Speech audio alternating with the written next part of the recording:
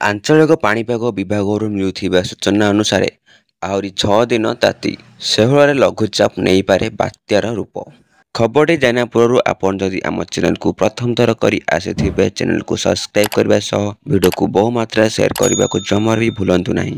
ରାଜ୍ୟରେ ଆରମ୍ଭ ହେଉଛି ଅସହ୍ୟ ଗୁଳିଗୁଳି। ଉପକୂଳ ଓଡ଼ିଶାରେ ବାୟୁମଣ୍ଡଳରେ ଆର୍ଦ୍ରତା ଗୁଳିଗୁଳିକୁ ବୃଦ୍ଧି କରିଛି। ତାପମାତ୍ରା 40 ଡିଗ୍ରୀ ତଳେ ରହୁଥିଲେ ମଧ୍ୟ ଅନୁଭବ ତାପମାତ୍ରା 45ରୁ 48 ଡିଗ୍ରୀ ରହିଛି। ଉପକୂଳ ଓଡ଼ିଶାରେ ଏହି ସ୍ଥିତି ଆସନ୍ତା 6 ଦିନ ପର୍ଯ୍ୟନ୍ତ ଜାରି ରହିବ ଓ ଆସନ୍ତା 10 ତାରିଖରୁ ତାପମାତ୍ରା ବୃଦ୍ଧି ପରେ ଗ୍ରୀଷ୍ମଲହରୀ ପରିସ୍ଥିତି ସୃଷ୍ଟି ହେବ।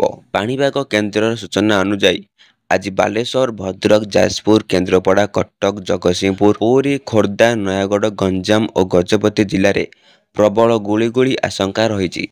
ଏହାକୁ ଦୃଷ୍ଟିରେ ରଖି ପାଣିପାଗ କେନ୍ଦ୍ର ଏହି ଜିଲ୍ଲାଗୁଡ଼ିକ ପାଇଁ ୟେଲୋ ଆଲର୍ଟ ଜାରି କରିଛି। ଅପରପକ୍ଷରେ ଆସନ୍ତା ଷୋହଳରେ ପୂର୍ବ କେନ୍ଦ୍ରୀୟ ବଙ୍ଗୋପସାଗର ସଂଲଗ୍ନ ଉତ୍ତର ଆଣ୍ଡାମାନ ସାଗରରେ ଏକ ଲଘୁଚାପ ସୃଷ୍ଟି ହେବାର ସମ୍ଭାବନା ରହିଛି। ଏହି ଲଘୁଚାପ ଅଧିକ ଘନୀଭୂତ ହୋଇପାରେ ବୋଲି ଅଧିକାଂଶ ମଡେଲ ଆକଳନ କରିଛନ୍ତି। ଯେହେତୁ ବର୍ତ୍ତମାନ ପ୍ରାକ୍ ମୌସୁମୀ ବାତ୍ୟା ଋତୁ ଜାରି ରହିଛି, ସେଥିପାଇଁ ଏହି ପାଣିପାଗ ଜନିତ ସ୍ଥିତି ଉପରେ IMD ନଜର ରଖିଛି। 2021 ମସିହା ମେ ମାସ 23ରେ ସାମୁଦ୍ରିକ ଝଡ଼ ୟସ୍ ଘନୀଭୂତ ହୋଇ 26ରେ ଓଡ଼ିଶାର ସ୍ଥଳଭାଗ ଅତିକ୍ରମ କରିଥିଲା। ଏଥିପାଇଁ ସମ୍ଭାବ୍ୟ ଲଘୁଚାପ ଅଧିକ ଘନୀଭୂତ ହେଲେ ବାତ୍ୟା ଆଶଙ୍କାକୁ ମଧ୍ୟ ଏଡ଼ାଇ ଦିଆଯାଇ ନପାରେ।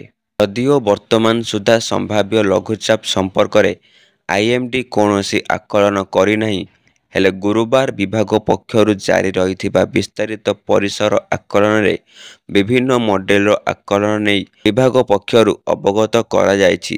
ଏଥିରେ କିଛି ମଡେଲ ଏହି ଲଘୁଚାପ ସୃଷ୍ଟି ପରେ ବାତ୍ୟା ହେବା ନେଇ ଆକଳନ କରୁଥିବା ବେଳେ କିଛି ମଡେଲ ଏହା ବାତ୍ୟା ହୋଇ ଦିଗ ପରିବର୍ତ୍ତନ କରିପାରେ ବୋଲି ଆକଳନ କରୁଛନ୍ତି। ଆପଣଙ୍କୁ ଯଦି ଖବରଟି ଭଲ ଲାଗିଥାଏ ଚ୍ୟାନେଲକୁ ସବସ୍କ୍ରାଇବ୍ କରିବା ସହ ଭିଡ଼ିଓକୁ ବହୁମାତ୍ରାରେ ସେୟାର କରିବାକୁ ଜମାରୁ ବି ଭୁଲନ୍ତୁ ନାହିଁ।